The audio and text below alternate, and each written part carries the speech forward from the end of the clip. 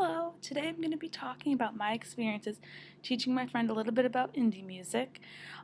He had heard about indie music before, but didn't really know much about it as a genre of music by itself.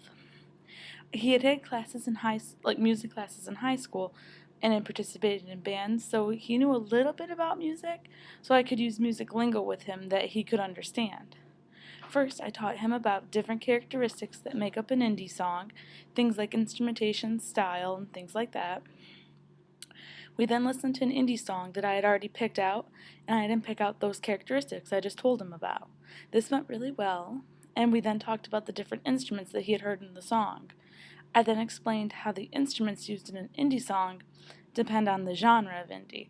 Like if it's folk indie, there will be more folk instruments, whereas in indie pop, there'll be more keyboard instruments or electronic instruments. When talking about folk instruments, we looked up pictures of different folk instruments and then listened to recordings of them so that we could hear what they sounded like. This was really interesting, and we then discussed different genres of indie and talked about different bands for each category. He already knew some of them, but didn't really realize that they were considered indie bands. We talked about indie artists that he knew back home, and then discussed that artist that he knew's characteristics and what elements they had that made them a specifically indie artist.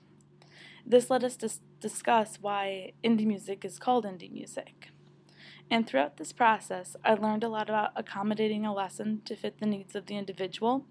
When he would catch on to things quickly, I'd move on to the next thing, but if there was something that he was struggling with or didn't quite grasp, I would try to find another way to explain it and clarify it better, and also give examples that were meaningful to him.